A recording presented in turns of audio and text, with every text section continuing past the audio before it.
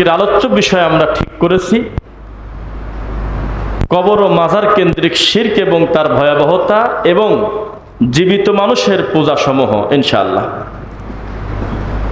আদম আলাইহিস সালাতু ওয়াস সালাম হলেন প্রথম মানব, প্রথম নবী, সন্দেহ আছে? যদিও তার বিপরীতে 11টা জাল হাদিস আছে যে তিনি প্রথম নবী না, প্রথম নবী হল মুহাম্মদুর রাসূলুল্লাহ সাল্লাল্লাহু আলাইহি সাল্লাম। এই মিথ্যা কথাটা প্রতিষ্ঠিত করার জন্য 11টা জাল হাদিস আছে। আউয়ালু মা খালাকাল্লাহু নূরি, তারপরে আছে হইল মুহাম্মদ সাল্লাল্লাহু আলাইহি সাল্লাম কুনতু নাবিয়্যান আদামু বাইনাল মাই ওয়াত তিন, আমার নবী তখনও নবী যখন আদম নবী মাটি আর কাদার ভিতরে ছিল, মানে তাকে এখনো বানানো হয় নাই, নাউজুবিল্লাহ। আরেকটি হাদিস আছে আমার নবী এই সৃষ্টির পূর্বে তিনি ময়ূরের আকৃতিতে কিছুদিন ছিলেন। আরেকটা জাল হাদিস আছে মুহাম্মদ সাল্লাল্লাহু আলাইহি সাল্লাম আল্লাহর ভিতরেই ছিলেন, পরবর্তীতে আল্লাহ তার একটা অংশকে ভাগ করে বের করে দিয়েছে, নাউজুবিল্লাহ। তো এইরকম 11টা জাল হাদিস আছে।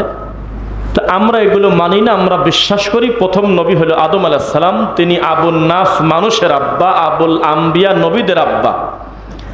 সেই আদম আলাইহিস সালাম থেকে শুরু করে নূহ আলাইহিস সালাম পর্যন্ত দুই নবীর মাঝখানের ব্যবধান ছিল 1000 বছর। কত? কেউ কেউ দ্বিমত করেছেন, তবে আরেকটা হাদিসে আল্লাহর নবীর কাছে একজন সাহাবী জিজ্ঞাসা করলেন যে আদম আলাইহিস সালাম থেকে নূহ আলাইহিস সালামের এই দুইজনের মাঝখানে দুই নবীর ব্যবধান কত ছিল? তো নবী বললেন যে 10 শতাব্দী, মানে 10 শত 1000। তো 1000 বছর বা কম বেশ যদি হয় তাতে অসুবিধা নেই। কেউ কেউ বলেছে করুন মানে হলো যুগ, সময়, প্রজন্ম, তবুও 1000 বছরই হয়ে যাবে কাছাকাছি। এই 1000 বছরের ভিতরে মানুষ সরাসরি কোনো মানুষের পূজা করত না। খুব ঠান্ডা মাথায় শোনেন, তখনও পর্যন্ত মানুষ কবর পূজা, মাজার পূজা, এই ভয়াবহ শিরক শুরু করে নাই। তারা অন্য পাপ করত মানুষ হিসাবে, ভুল ভ্রান্তি, কিন্তু আলাদা করে কোনো তরিকা হয়েছিল না।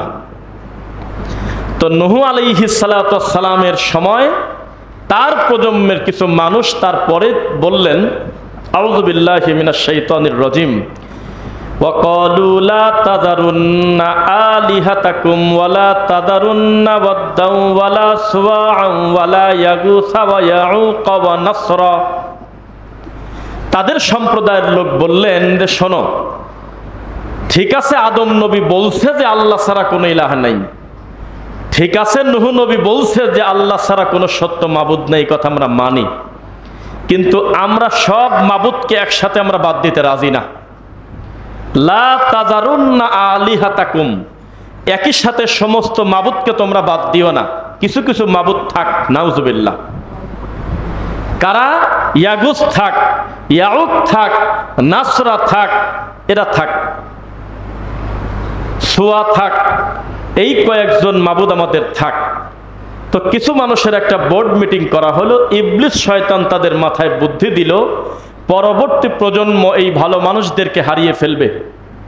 খুব মনোযোগ দিয়ে শুনবেন কিভাবে এই শিরক শুরু হলো, কিভাবে মাজার পূজা শুরু হলো। আমি কিন্তু শুরুর কথা বলতেছি, একটা জিনিস ঘটে গেছে সেটা আমরা সবাই বলতেছি, কিন্তু এটা সূচনা হয়েছিল কবে থেকে আমার মনে হয় খুব কম মানুষ জানেন আপনারা।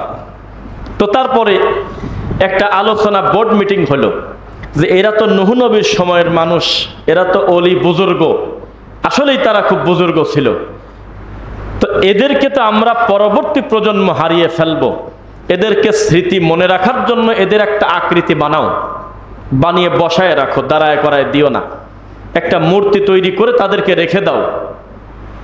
রেখে দেওয়ার পর তারা একটা কাজ করছে, তারা পূজা করে না। সত্যি কথা, তারা পূজা শুরু করে নেই, এবং তারা তাদের প্রজন্মকে বলেছে খবরদার সেখানে মাথা নত করবে না, এই মূর্তির মালিকের কাছে যা দরকার চাও, যা প্রয়োজন সব চাইবে আল্লাহর কাছে, কিন্তু এদের মূর্তিতে যাতে কেউ আঘাত না দেয় তোমরা খেয়াল রাখবে, এদেরকে সংরক্ষণ করে রাখো, যাতে আমাদের ছেলে মেয়ে নাতিপুতিরা এসে মনে করে যে নূহ নবীর যুগে এত বড় আল্লাহওয়ালা মানুষ তারা ছিল দুনিয়াতে। তারা পূজা শুরু করে নাই।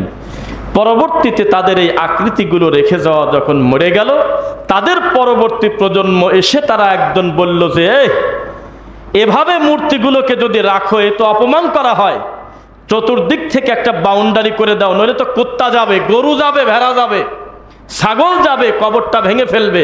একটু চতুর্দিকে একটু বাউন্ডারি করে এদেরকে সম্মানী মানুষকে সম্মানের জায়গায় রাখো।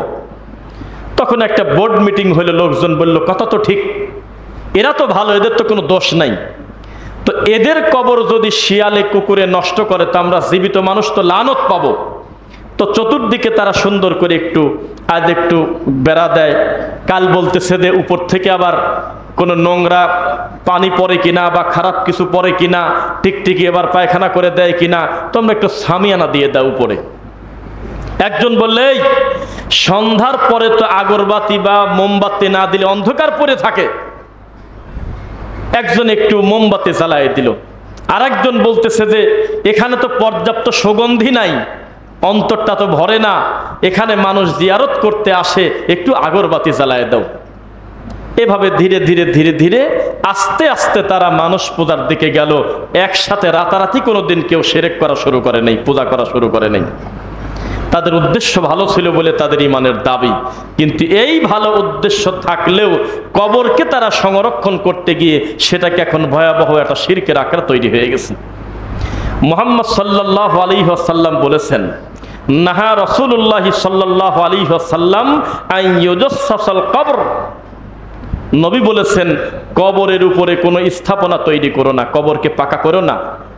ও আন ইউকআদা আলাই, কবরের উপর বসো না। কবরের সিজদা করতে নিষেধ করেছে, যেমন কবরের উপর বসতে নিষেধ করেছে, স্থাপনা করা যাবে না। ও আন ইউজাদা আলাই, কবরকে বড় করো না। ও আন ইউবনা আলাই, কবরের উপরে বাড়ি বানায়ও না, কবরকে ঘর হিসাবে আকৃতি দিও না। এভাবে নবী সাল্লাল্লাহু আলাইহি ওয়াসাল্লাম বলেছেন। এইভাবে তারা কবরকে পূজা করতে করতে একটা সময় বড় ধরনের একটা পূজা তৈরি হয়ে গেছে। নাউজুবিল্লাহ মিন যালিক। আজও পর্যন্ত আমাদের দেশে যে সমস্ত মার্কেট প্রাপ্ত বড় মাজার আছে, বড় পীরের, আমরা সুধারণা করি হয়তো তারা এই কুকাজ শিখে দিয়ে যায় নাই যে আমাদের কবরকে তোমরা পূজা করো। প্রথমে তারা একটা কবর দেয়, তারপরে চারদিক থেকে একটু সুন্দর করে ঘেরা দেয়। এভাবে করতে করতে করতে করতে ধীরে ধীরে 3 তলা গম্বুজ পর্যন্ত হয়ে গেছে। নাউজুবিল্লাহ। যেই যেই কর্মের কারণে, যেই যেই বেআমলের কারণে রব্বুল আলামিন অভিসম্পদ দেন, লানত হন, বেজার হন, তার সবচাইতে বড় সিরিয়ালে 1 নাম্বার পাপ হলো শিরক। আর এই শিরকের সিরিয়ালের সবচেয়ে প্রথম ধাপের পাপ কবর এবং মাজার কেন্দ্রিক মানুষের কাছে চাওয়া। এর থেকে বড় নোংরা শিরক বাংলাদেশে অন্তত নাই। আর আমরা যে জেলায় খুতবা দিচ্ছি, যে জায়গাতে, এটাকে বলা হয় শিরকের রাজধানীর একটা গুরুত্বপূর্ণ জায়গা, যেখানে আপনার মিনিটে মিনিটে তাজা মানুষেরও পূজা করা হয়, মরা মানুষেরও পূজা করা হয়। আরিসাঘাট থেকে আপনি নবীনগর পর্যন্ত যাবেন, মানিকগঞ্জের এরিয়া শেষ হওয়ার আগ পর্যন্ত অধিকাংশ হোটেলে দেখবেন যে ঝোঁটিওয়ালা, জট, খেতা, নারী ভুড়ি, একই কালারের পোশাক, টুপি হলুদ, পোশাক কালা, লুঙ্গি কালা। কোথায়? বলে যে আমি মানিকগঞ্জের অমুক ঠাকুর বাবার মুরিদ। নাউজুবিল্লাহ। আল্লাহর কসম, পেটে ক্ষুধা নিয়ে নবীনগর পর্যন্ত আমরা চলে যাই, তবু আমরা এই নোংরামি তাদের কাছে আমরা খাবার পর্যন্ত রুচি হয় না।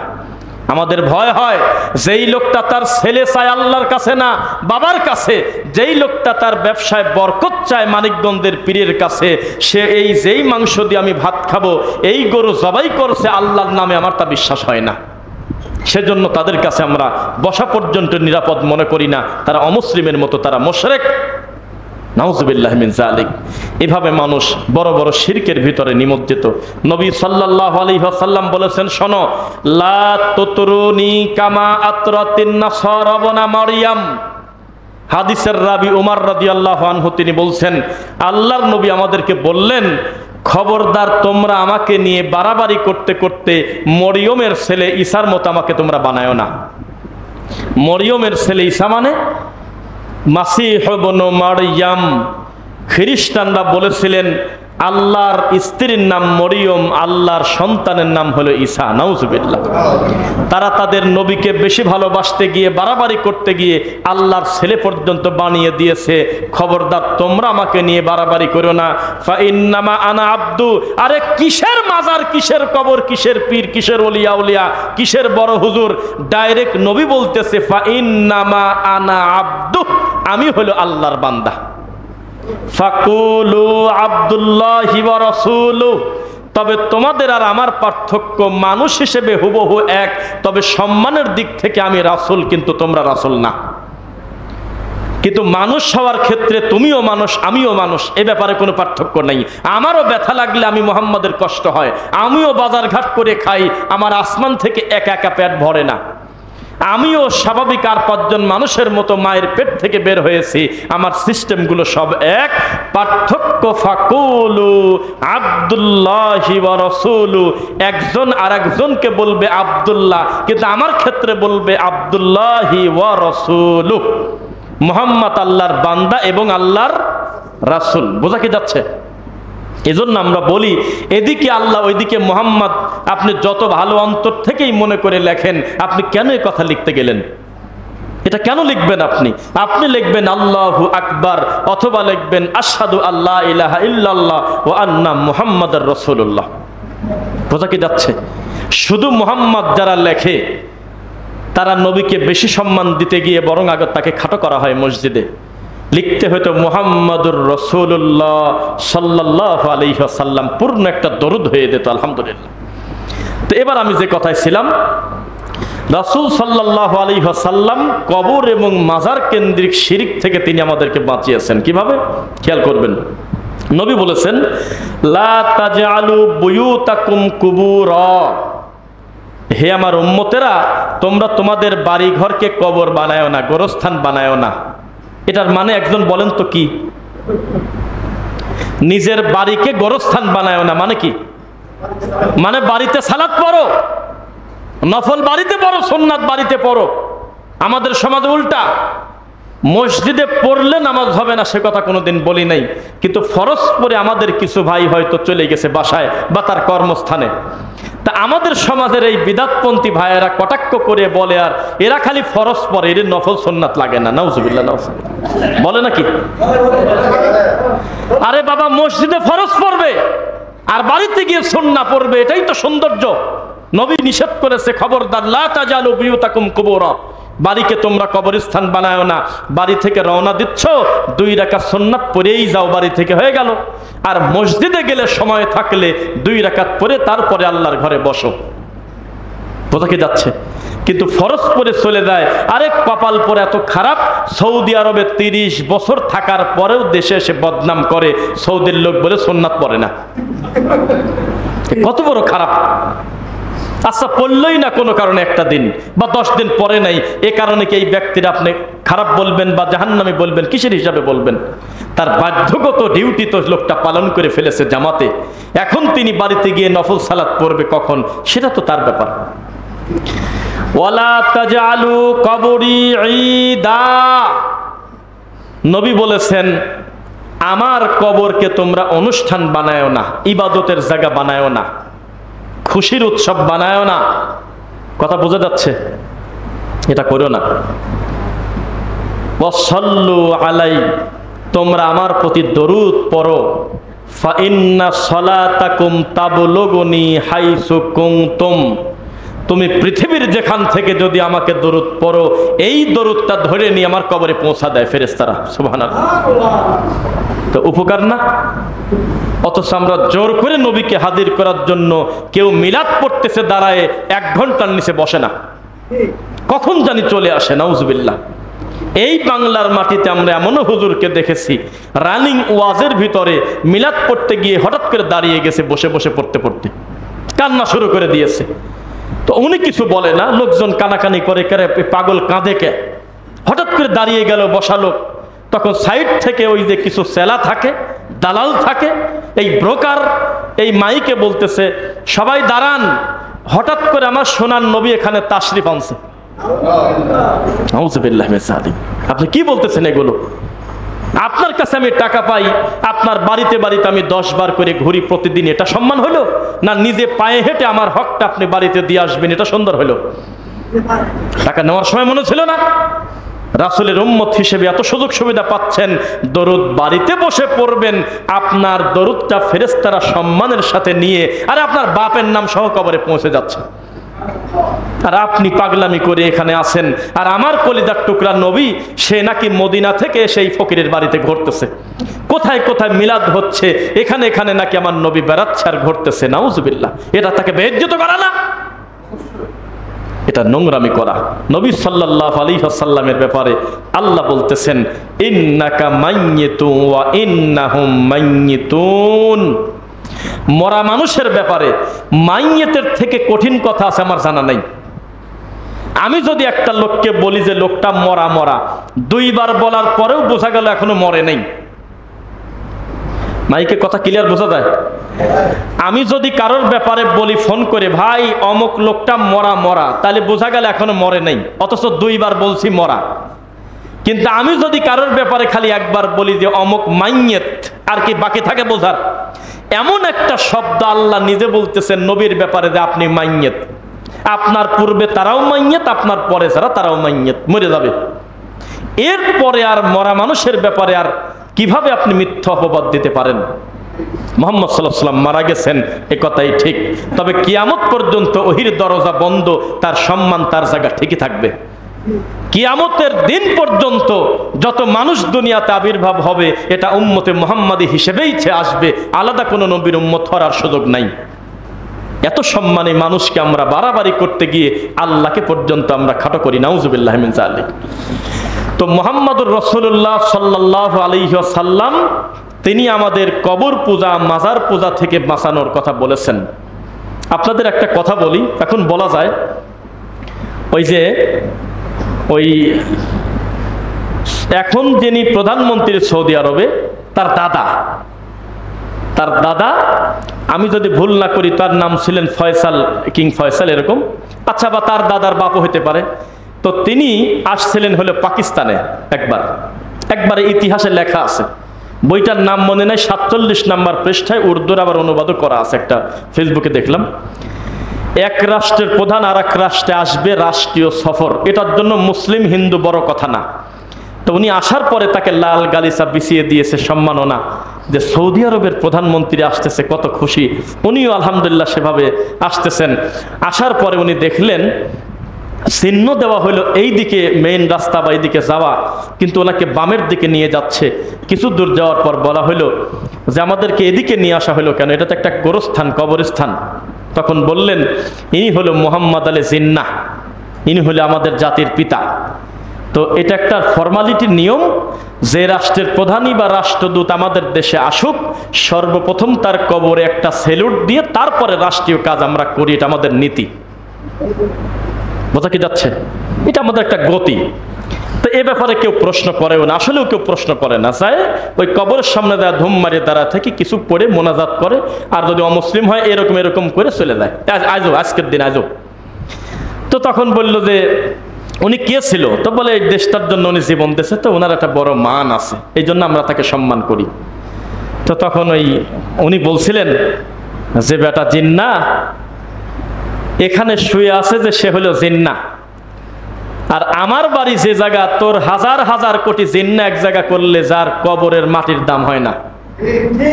বেটা কবরে যদি সেলুট দেওয়ার, কবরে যদি মূল্যায়ন করে, কবরের কাছে দাঁড়ায় যদি কোনো আলাদা করে বরকত নেওয়া যেত, এটাই যদি শরীয়তের নিয়ম থাকতো, তাহলে কবর আমরা 15 দিন পর পর আলাদা করে নতুন নতুন স্বর্ণ দিয়ে বানায় দিতাম, আর ওই স্বর্ণ ভিদায় পানি খেয়ে বেঁচে থাকতাম মরা পর্যন্ত আমরা। কারণ আমার বাড়িতে রয়েছে মুহাম্মদ সাল্লাল্লাহু আলাইহি ওয়াসাল্লাম, আর তোর বাড়িতে আছে জিন্না। কিসের জিন্না? ঠিক ঘাটটা ঘোরায় আল্লাহর কসম তিনি চলে গেলেন, পিছনেই নাই।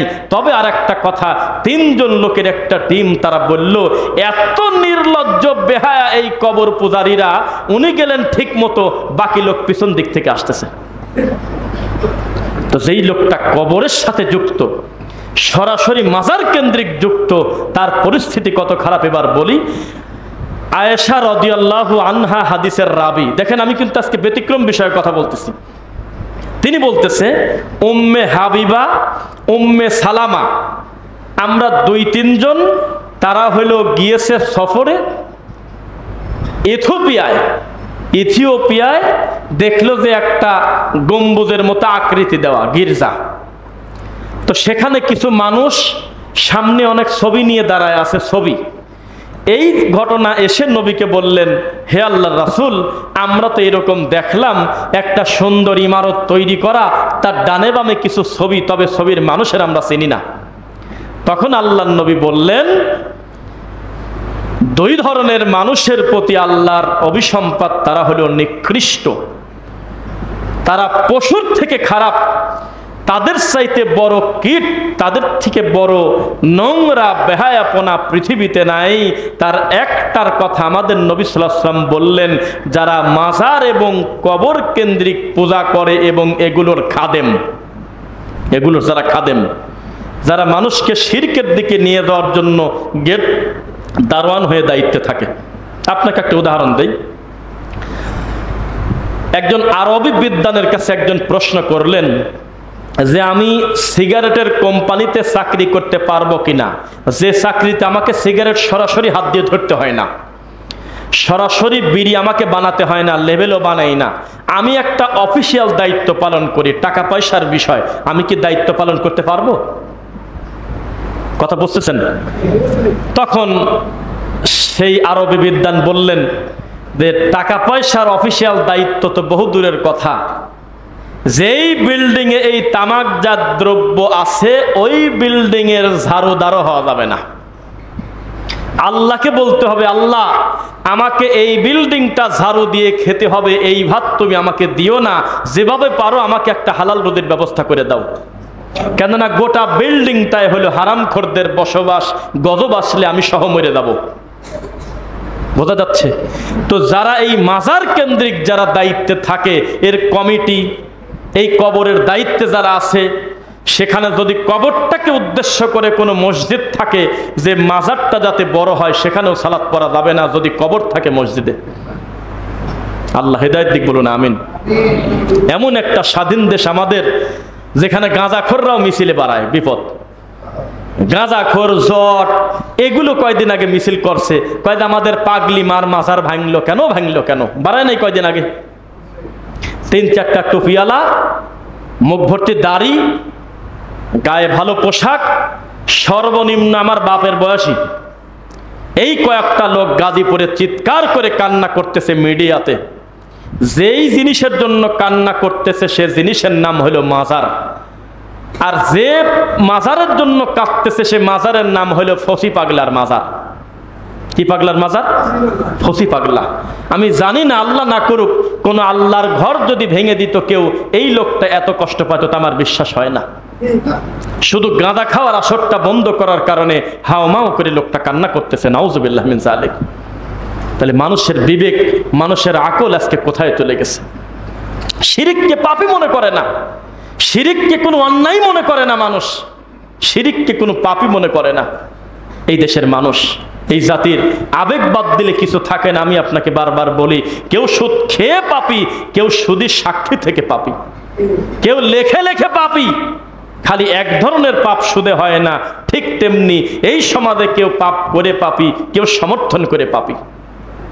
গোটা জাতি বিপর্যয় আছে। নবী সাল্লাল্লাহু আলাইহি ওয়াসাল্লাম আমাদেরকে সাবধান করেছেন, খবরদার আমার কবরকে তোমরা ইবাদতের জায়গা বানাও না।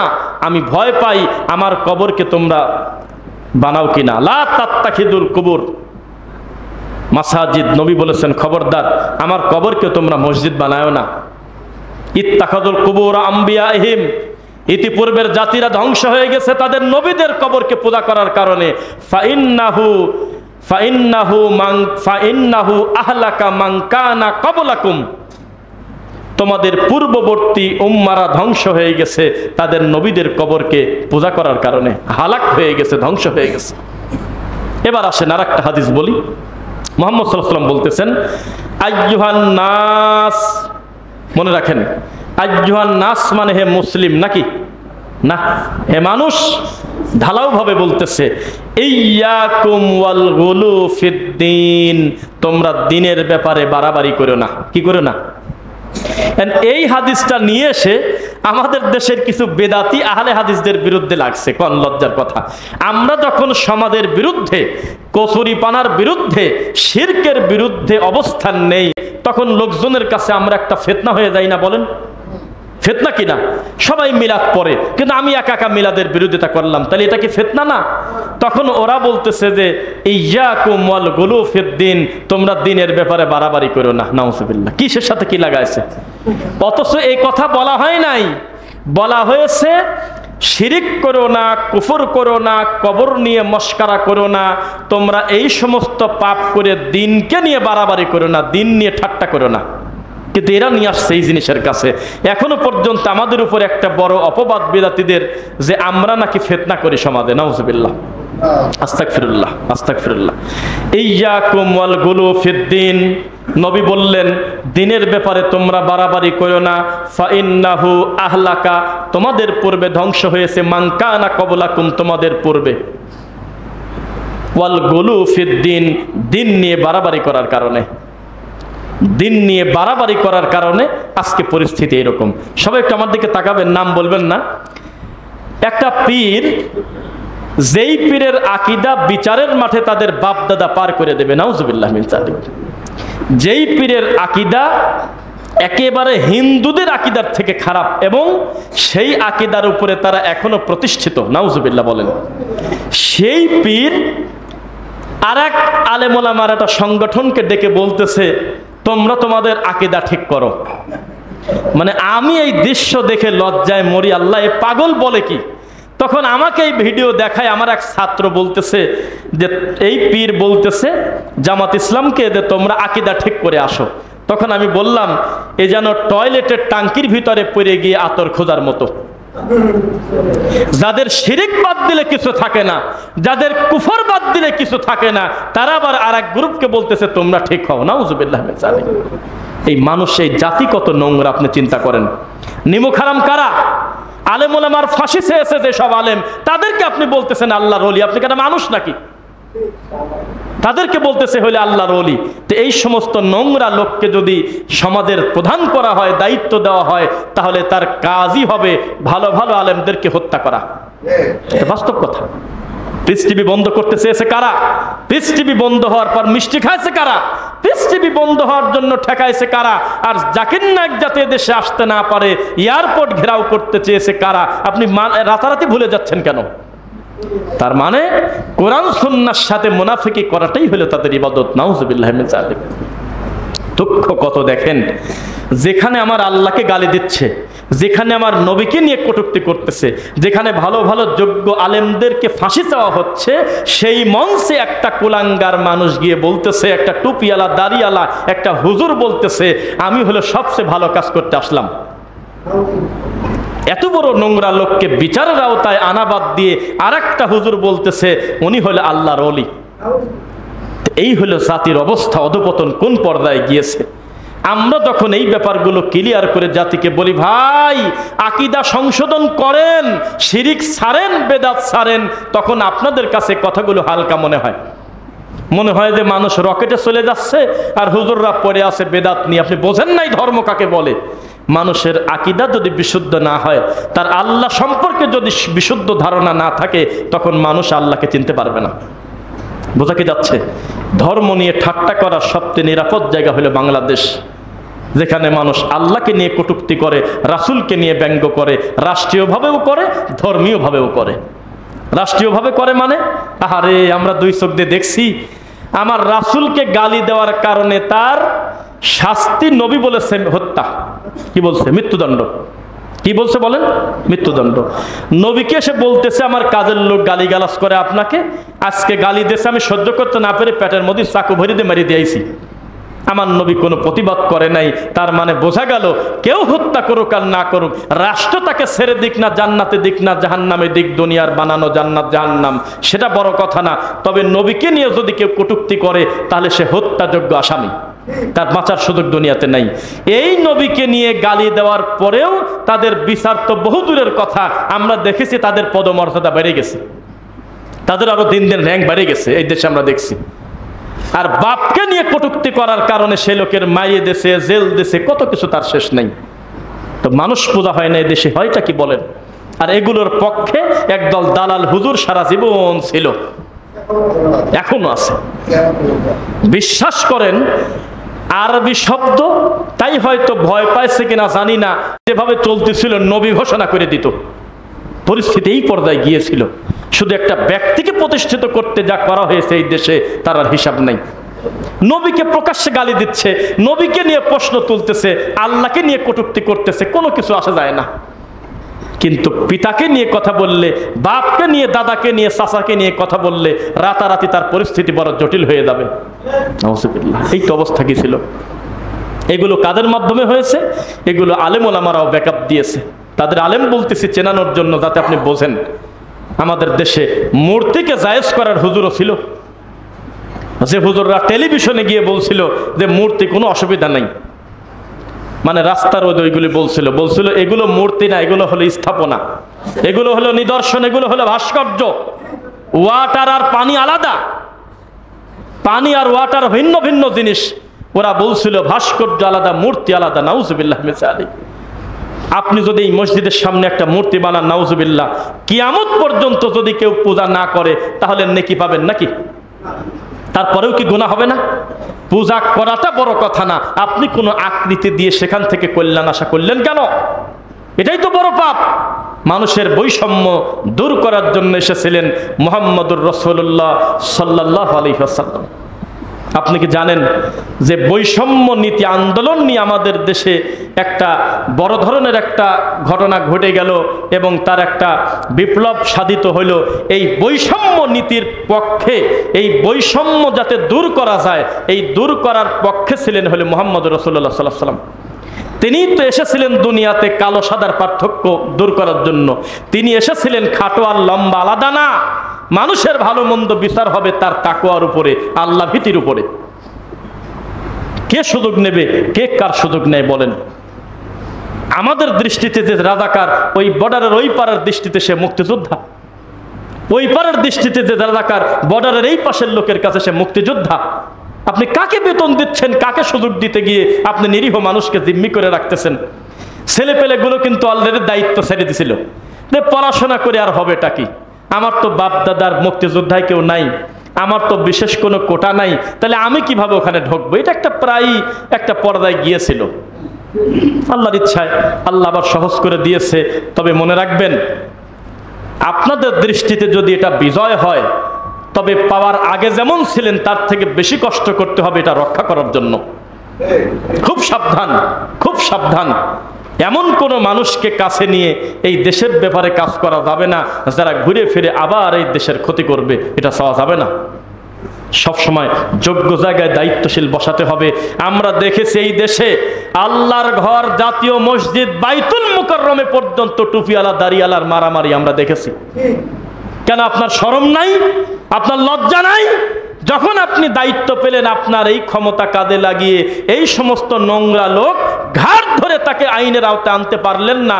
যেই লোক দালালি করতে করতে একটা বেপর্দা মহিলাকে বলছিল আপনি হলো আমাদের জননী মা, তখন মনে ছিল না আপনার? 13 সালের এই নিরীহ কোরআনে হাফেজ ছেলেরা রাস্তায় জীবন দিয়ে তারা মরে গেছে, কত মা কত বাপ তার বুক খালি হয়েছে। আর এই লোকটা বাইতুল মুকাররমের হুজুর এই নিরীহ বাচ্চার রক্ত বিক্রি করছে হলে 18 সালে। রক্ত বিক্রি করে বলছিল যে আপনি হলে আজকে থেকে আমাদের মা, মনে নাই? এই হুজুর আবার খুতবা দেয় আর আপনি মুনাজাত করেন আর বলেন আমরা নাকি হালে হাদিসটা খারাপ। আপনার তো শরমই নাই। আমরা তো বলি যে যারা দিনের ব্যাপারে বাড়াবাড়ি করে, যারা শিরক করে, কুফর করে, যাদের আকীদা বিশুদ্ধ না, তাদের দ্বারা কোনো দিনের কল্যাণ সম্ভব না। আমাদেরকে আপনারা দালাল বলেন, আপনার কত বড় সাহস, আপনি কত বড় বেহায়া। আমরা বলে দালাল, আরে মা বানাইছেন হলে আপনারা, জান্নাতের সার্টিফিকেটও আপনারাই দিলেন, তাও আমরাই দালাল। কত দুঃখের কথা। একটা কবর পূজারী মুশরিক বললে পাপ হবে না, কেননা তাদের সম্পর্ক হলো কবরের সাথে, আল্লাহ রাসূলের দ্বীনের সাথে সম্পর্ক না। এইরকম একটা লোককে ইসলামিক ফাউন্ডেশনের বিশাল বড় প্রধান চেয়ারে বসায় দিয়েছিল, দেয় নাই? সেই চেয়ারে বসে সে তার নেত্রীকে বলছিল আপনি হলো জান্নাতি মহিলা। এত বড় কুকাম তোমরা করো, আর দালাল কথাটা লাগে আহলে হাদিসের ব্যাপারে। নাউজুবিল্লাহ। পরিস্থিতি যেমন হোক, সরকারে যেই থাক, আরে পরিস্থিতি যেমন হোক, কোনোদিন কোন আহলে হাদিসের বাচ্চা জীবন জীবন্ত মানুষকে জোর করে জান্নাতে দেয় নাই, জোর করে জাহান্নামেও দেয় নাই। আমরা হুট করে কাউকে কাফেরও বলি না, কাউকে আমরা মুনাফিকও বলি না দলিল ছাড়া। আমরা বিদাতির বিরুদ্ধে কঠোর অবস্থান নেই, তবে চট করে প্রমাণ ছাড়া ধারণা করে কোনোদিন আমরা কাউকে কাফের বলে গালি দেব না। এত সস্তা কথা নয়। আমাদের দেশে একটু আলাদা। আমাদের দেশে হিন্দু মরে গেলে শহীদ। আল্লাহর কসম এক, আল্লাহর কসম দুই, আল্লাহর কসম তিন, আল্লাহি এই মোবাইলটায় আছে এখন আমার কাছে। একটা লোক ভিডিও করছে, তার বাসা হলো মিরপুরে। ওই কোথাও এক জায়গা যাচ্ছিল, তো ওখানে ব্যানারের উপরে লেখা শহীদ শঙ্কর দা, এরকম একটা কি যেন লেখা নাম। তো ওই দুই একজন কোনে ডাকে বলতেছে, শোনেন কি এই যে এই লোকটার নামটা পড়েন, তো বলতেছে শহীদ অমুক। তো বলে একটা হিন্দু শহীদ হয়ে গেল, আপনারা কেউ ঠিক পেলেন না? তো এটা হলো সেই দেশ। বাড়াবাড়ি আর সারাসারির পর্দায় আর শেষ নাই। যাকে ভালোবাসবেন সে হলো জান্নাতি মহিলা, যাকে ভালোবাসবেন সে হলো মা, আর যাকে ভালোবাসবেন না সে হলো জাহান্নামী। মাঝখানে নাই, কোনো ইনসাফ নাই, যে যার মতো করে চলতেছে। আর প্রতিবাদ তো করা যায় না। সেলফি মনে পড়ে গেছে, সেলফি একটা বাসের নাম আছে, যেই বাসটাতে আমরা এই আরিসা ঘাট পার হয়ে ওই উথুলিয়া পর্যন্ত যায়, বা মাঝে মধ্যে ওখান থেকেও আসে। ওই বাসে উঠে ঠিক আমার হাতের ডান পাশে মহিলা সিটের পাশে দেখলাম লেখা ব্যবহারে বংশের পরিচয়। কিসের ব্যবহারে বংশের পরিচয়? তা আমি আমার মতো বসে আছি, কোনো কথা নাই, বার্তা নাই। হঠাৎ করে হেল্পার আর ওই কন্ট্রাক্টর আর ওই যে যাত্রীর ভিতর একটু তর্ক হচ্ছে। এটা হুজুর মানুষ বলতেছে, ভাই আপনাদের জন্যই এখানে লেখা ব্যবহারে বংশের পরিচয়। এটা উনি দেখাইলো আমার সামনে বসে। আমি একটা মাদ্রাসার হুজুর, আমি এত সময় চুপ ছিলাম, কিন্তু এই লোকটা যখন উঠে দাঁড়াইছে তখন দেখি তার পিছনে হাদিসের কথা লেখা ব্যবহারে বংশের পরিচয়। তখন আমি দেখলাম আর চুপ করে থাকা যায় না। তখন আমি বললাম, এই লোকটা অন্যায় করছে, ভাড়া হলো 80 টাকা, ও কেন 70 টাকা দেবে? এটা তার ভুল।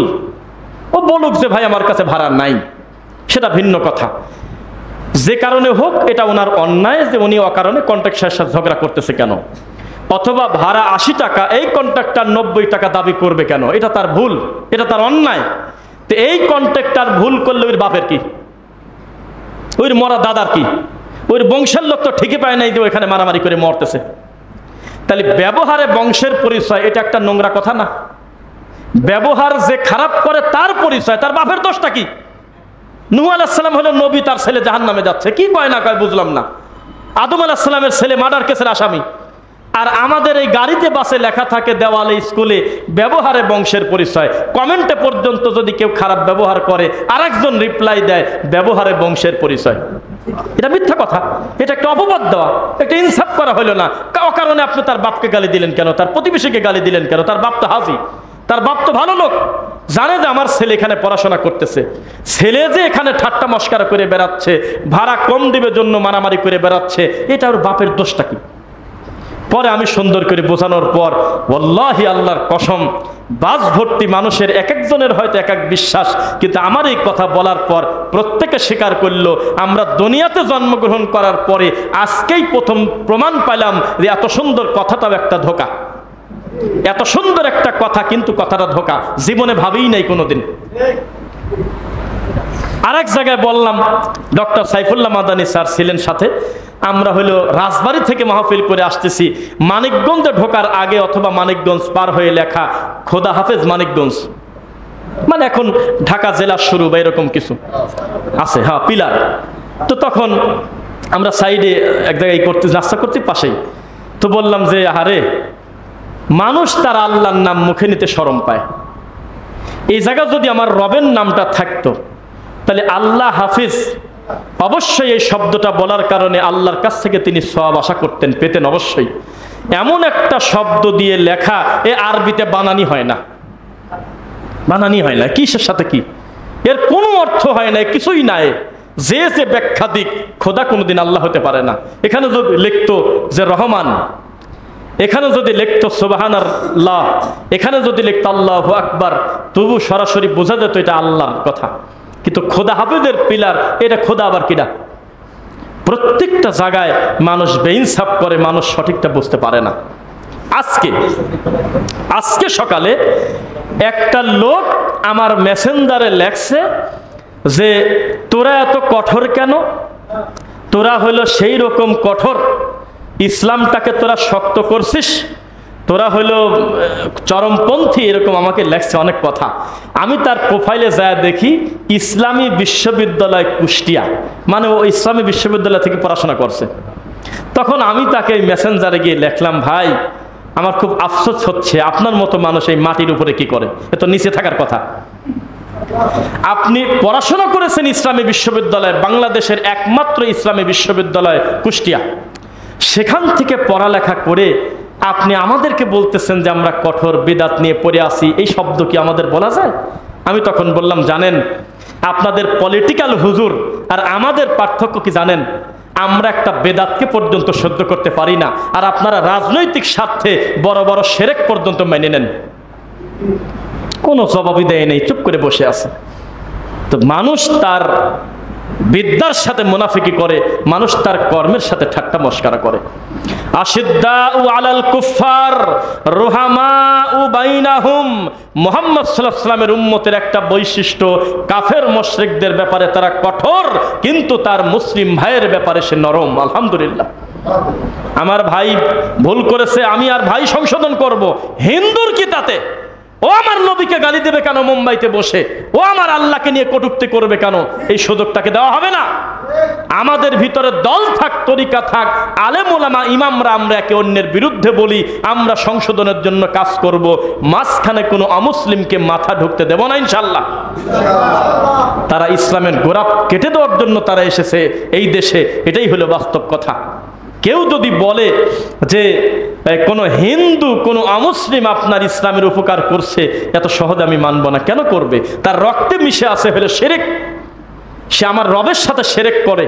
আর ভুলে যাবো না, মাঝখানে বলি, আমাদের আবেগ কত কঠিন দেখেন। কতগুলো অনলাইনে যাবে, কয়দিন আগে মাদ্রাসার ছাত্ররা নাকি ইচ্ছা পোষণ করতে মন্দির পাহারা দেবে। হ্যাঁ, আরে বাপরে বাপ, ইমানের পাওয়ার কত! এ মন্দিরে গেলেও ইমান ভাঙে না, খুব শক্ত ইমান তো। একদিনে 30 বার পেশাব করছে, তা ওযুর কোনো ক্ষয়ক্ষতি হয় নাই। যেখানে আমার আল্লাহর সাথে শিরক চলতেছে ওখানে আমি পাহারা দেবো, এটা আপনি বললেন? আমার মৃত্যু পর্যন্ত কোনোদিন কোনো মন্দিরের একটা ইট পর্যন্ত আমি হাত দেব না। কোনোদিন কোনো অমুসলিমের ইবাদতখানা জীবনে পোড়ানো তো বহু দূরের কথা, আমি একটা ফুলের আঘাত দেব না, কোনোদিনও দেব না। কেন? তার ধর্ম তার, আমার ধর্ম আমার, এ কথা আমার নবী শিক্ষা দিয়েছে। কোনোদিন তাদের মূর্তিকে আমি গালিগালাজ করব না, কারণ না বুঝে আমার আল্লাহকে গালি দিয়ে ফেলবে। আমরা পড়ছি কথা ঠিক, কিন্তু কোনো জায়গা লেখা নাই যে তাদের মন্দির তুমি পাহারা দিয়ে আসো। নাউজুবিল্লাহ মিন যালিক। আপনি একে তো বলেন কোন হিসাবে? আপনার কোনো গায়রত আছে, লজ্জা আছে? রানিং এই মুহূর্তে আমার আল্লাহর সাথে শিরিক চলতেছে, আর আমি গেটে যাই হুজুর মানুষ টুপি মাথায় দিয়ে পাহারা দেবো, এটা বললেন কিভাবে? এটা রাষ্ট্রের কাজ।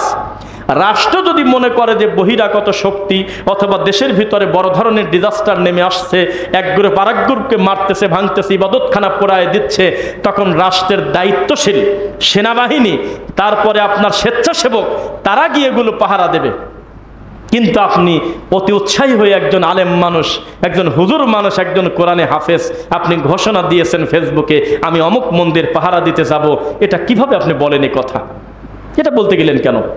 নাউজুবিল্লাহ। এটা বলার কারণে আপনার মনে হতে পারে এখন তো সবকিছু ঠিক হয় নাই, সেজন্য কেন আপনি এটা করতে যাবেন? এই দেশের সব লোক শিরিক করলে আমি করবো না ইনশাল্লাহ। আপনি কি বলেন এগুলো কথা? নিজেকে সেভাবে আপনি তৈরি করেন না কেন? বেঁচে থাকার চেষ্টা করা যাবে কিনা বলেন? চেষ্টা করতে হবে। ইন্নি সাকিম, ইব্রাহিম আলাইহিস সালামকে বলল যে চলো একটু পূজা করে আসি, চলো। ইব্রাহিম আলাইহিস সালাম বললেন যে ইন্নি সাকিম, আমি অসুস্থ। সব সময় শারীরিক অসুস্থ হতে হবে সেটা জরুরি না, ভিতরের মানসিক অসুস্থতাও একটা ব্যাপার। আমার মতো একটা হুজুরকে, ইমামকে যদি বলে হুজুর আমি কিন্তু আপনাকে দায়িত্ব দিলাম, ছেলে ফেলে দিয়ে আপনি হলে ওই মন্দিরটা কালকে পাহারা দিবেন, তো যে অর্ডারটা দিয়ে গেল সে হলো এই মানিকগঞ্জের এমপি। এখন আমি যদি অর্ডারটা ফলো না করি তাহলে আমার উপরে আরো বড় ধরনের ক্ষতির সম্ভাবনা আছে। উনি আমার এই শরীয়তের একটা বড় ক্ষতি করে দেবে। তখন আমার কি করা লাগবে? আস্তে করে চলে যাব, নদী পার হয়ে পাবনা চলে যাব, বা আমি ছেলে পেলেকে অন্য কৌশলে সরাই দিয়ে একটা লোকের জানাজায় দাঁড়া যাবো আমি, কত লোকে তো মরে গেছে, কিছু বললে বলবো যে জানাজায় আইছি, শেষ। বাঁচার চেষ্টা করতে হবে কোনো না কোনোভাবে, কিভাবে আমার এই ভয়াবহ পাপ থেকে এড়িয়ে দেওয়া যায়। আমি মিথ্যাও বলবো না, আবার আমি বেশি পণ্ডিতি দেখাতে গিয়ে আমি সরাসরি সেরেকেও যাবো না ইনশাল্লাহ। কি বলতেছেন আপনি? 1000 লোক উপস্থিত কোন মজলিসে, সবাই বলতেছে ইয়া নবী, দাঁড়িয়ে সালাম দিচ্ছে, আপনি দাঁড়াবেন? আপনি কি বললেন এগুলো? রানিং মাহফিল আমাদেরকে বলতেছে সব সুন্দর, 1 ঘন্টা 20 মিনিট বক্তব্য দিচ্ছেন, মন ভরে গেছে, খালি একটু সামান্য একটু মোনাজাত করে দেন, অল্প একটু সময় 2-4 মিনিট একটু হাত তুলে একটু শর্ট করে মারিয়ে দেন। ঝিনাইদা শৈলকুপা জায়গার নাম বলে দিলাম। তখন আমি বললাম যে কোনো অসুবিধা নেই, দেওয়া যায়, তবে আপনাকে একটা দায়িত্ব নিতে হবে যে এই মোনাজাত শেষ হওয়া পর্যন্ত আমি বাঁচে থাকবো কিনা গ্যারান্টি দিয়ে দেন। এইটা কি দায়িত্ব নেয় নাকি কেউ? তো বললাম যে আমি বললাম যে আল্লাহুম্মা আমিন, রব্বানা যালামনা আনফুসানা বা কিছু একটা বলতে বলতে হঠাৎ করে আমার উপরে আল্লাহর গজব আসে, আমি মরে গেলাম, বা বিদ্যুৎ স্পষ্ট হয়ে মরে গেলাম, অথবা আমার উপর ঠাটা পড়লো, আমি নাই, হতে পারে না? কয় পারে তো। তো বললাম তাহলে আমার জীবনের শেষ কর্ম হলো বেদাত, আমি তওবা করার টাইম পেলাম না। আপনি বোঝেন, আমার জীবনের লাস্টের কর্ম হলো বেদাত, যার বিরুদ্ধে আমি এত কষ্ট করে অবস্থান নিলাম। আজকে 1 ঘন্টা 1.5 ঘন্টা ভালো কথা বলে এই 2 মিনিট মুনাজাত করে আমি এই ধর্মের ক্ষতি করতে পারবো না। আপনি করেন। ওই যে মাথাটা নিচের দিকে করলেন, উপজেলা ভাইস চেয়ারম্যান মাথা সে তোলে নাই 1 মিনিটের জন্য। আর শেষে কার কাছে বলছে আব্দুর রহমান নামে এক ভাইকে, উনি সঠিক বলছে না বেঠিক বলছে তা আমি জানি না, তবে মনে হয় কথা ঠিকই বলছে। তাছাড়া এত পাওয়ার কিভাবে নেয়, যেখানে 80% মুরব্বী শাস্তে মোনাজাত করুক, উনি বলতেছে করব না, এবং আমাকে এতগুলো কথা শোনায় গেল, মনে হয় কাজটা খুব একটা ভালো না, এটা মনে হয় বেদাতি হওয়ার কথা। তো মানুষ বেদাত থেকে শিরিক থেকে বাঁচবে ইনশাল্লাহ, কিন্তু ঠান্ডা হুজুরদের দিয়ে কাজ হবে না। কথা বলতে হবে শিরিককে শিরিক, বিদাতকে বিদাত। আল্লাহ তুমি আমাদের অতীতের ভুলগুলো ক্ষমা করো আল্লাহ। জুমার খুতবার প্রথম পর্ব শেষ করছি, বারাকাল্লাহু লানা।